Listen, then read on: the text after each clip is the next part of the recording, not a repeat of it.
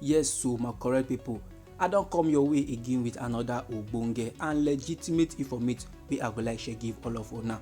One of the koko wey I bring come for you be say federal government now dem don balance o, dem don ready to receive the loan of $2.25 billion from World Bank coming June 13th.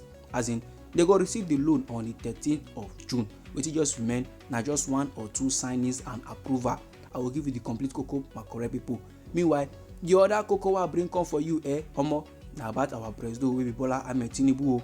One chieftain of the All Progressive Congress don dey urge country people say make dem no give up on our president, make dem no give up on am at all because the man he still get plans for us and the plans dem dey good. He still come yarn some kind things, my correct person. He yarn things and things wey fit make impatient man become patient man, and that same thing wey he yarn e fit make patient man become impatient. No be small koko, my correct people. But before I give you details on that one, I wan first yarn you about the loan wey the federal government wan receive. You know say the federal government now they don balance, they don ready to receive fresh loan from the World Bank, and this loan wey they dey expect na $2.25 billion, and they dey expect this loan on the 13th day of June 2024. All wetin they dey wait for na just approval. And you see this funding, my correct people, they go receive am via two major development projects dem o.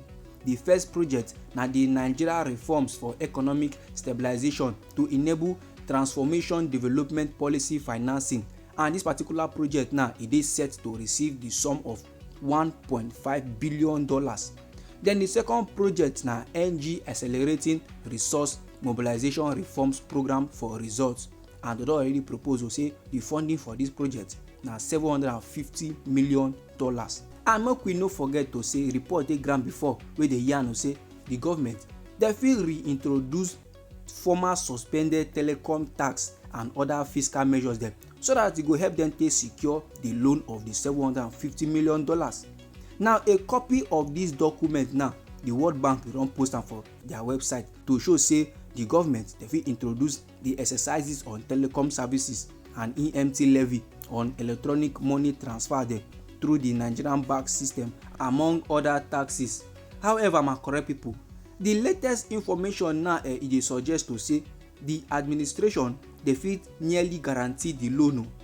The Minister of Finance wey be Wale Edun for inside one spring meetings like that of the International Monetary Fund and the World Bank wey dem do last month, they come dey announce to say the nation dey qualify for processing a loan wey dey described as virtually a grant of $2.25 billion from the World Bank at 1% interest rate.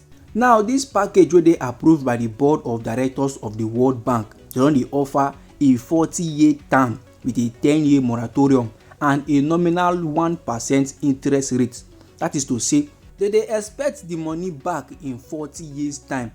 Then they will come give the people they borrow the money now, which is the federal government, 10 years of allowance, as in they no go worry them for 10 years. After that 10 years, then they will come start to pay back the money.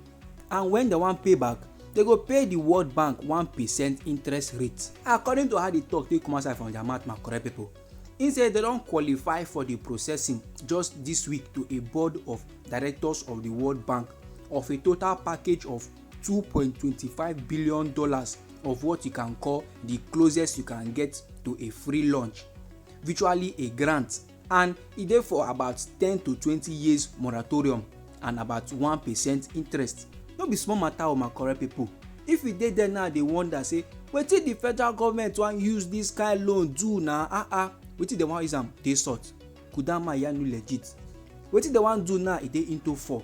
Number 1, they say they wan increase fiscal oil revenues dem from 1.8% of gross domestic products for the year 2022 to 2.7% for the year 2025. Number 2, say they wan currently boost non-oil fiscal revenues from 5.3% to 7.3% over the same period. Number 3, they say they wan currently expand social safety nets to assist 67 million vulnerable country people. And number 4, they say they wan use am take raise the import value of previously banned products from $11.3 million to $54.6 million by the year 2025. So na so the koko be like o. Anyhow it be you for body, feel free make you drop am inside our comment section. and I go like remind our country people say na just 1% na the World Bank go collect for inside this their $2.25 billion wey they wan take loan the federal government, and 1% of that $2.5 billion we know how much na serious money too. Na to just pray to God make e no be say one man now come dey embezzle from this money and last they no come carry the money do wetin they suppose to do, because e go dey very very shameful say they go carry this kind mighty money finish, somebody now go come dey embezzle am, then you come put the country into more gbese, because the kind yawa wey our country Nigeria dey inside now, we no need another one o. Now onto the next informate wey I bring come for una my correct people. Know say one chieftain of the All Progressive Congress for inside Osun State, im name na L0ÀN. He don dey urge country people say make dem do the calms, make dem dey patient and optimistic about the administration of our current president wey be Bola Ahmed Tinubu. As in, make we no quick dey yarn say the man no dey try, say make we chill, say make we do the calm, say we go still see with our korokoro eye say the man in dey work. Now the chieftain of the APC now in dey describe Bola Ahmed Tinubu as a true democrat wey dey work earnestly to fulfill all im electoral promises for the prosperity of all country people. No be small matter my correct people. You see this APC chieftain in dey yarn this one dey give tori people for inside Osogbo wey be the capital of Osun State. Naija im come dey admit am say country people they don too see shege. They dey go through a lot like this because of the economic hardship.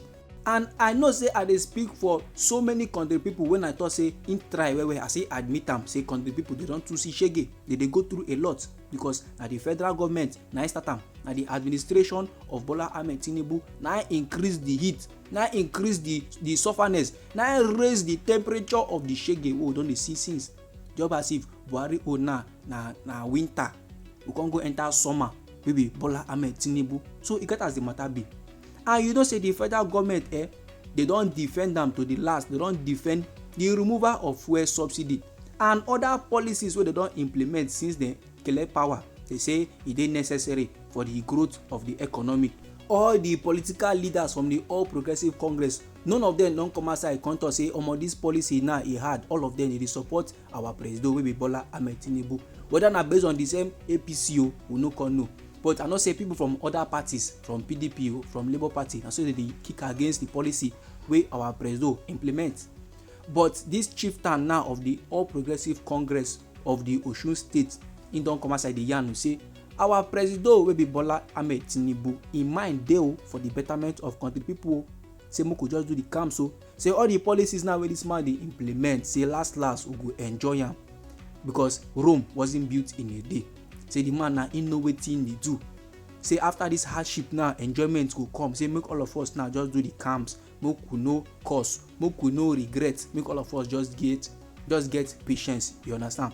And in come dey yarn dey give the opposition parties say make dem dey patriotic, make dem avoid some kind statement, some kind talk like that wey go cause more chaos for inside we country Nigeria, because country people they no need am. They say as our president now wey be Bola Ahmed Tinubu dey try im best to make sure say our country for stew, say all the opposition party guys do na to just show support as one Nigeria wey will be. No be say dem come dey fight against the man for back, you come make am come feel focus. So na so the matter be like my correct people. This dey come from the chieftain of the All Progressive Congress as they try to calm down country people. But you and I know very well say the kind of things wey dey happen for inside the country Nigeria, calm down be like insult because they first start from fuel subsidy, they come enter electricity subsidy, they come enter tax, now na cyber security levy. So when they tell person calm down, when economy no calm down, it get as a be for ear. But my correct person, anyhow the thing be for body, feel free to make it drop am inside our comment section. You know say we na Anointed Lady TV. Now we dey like give you only ogbonge and legitimate news on wetin dey sup for inside we country Nigeria. So if you never subscribe to this channel, it go good make you go subscribe and make you turn on the notification bell, so that as they bring the news they come, now you go first get the update and you go get them sharp.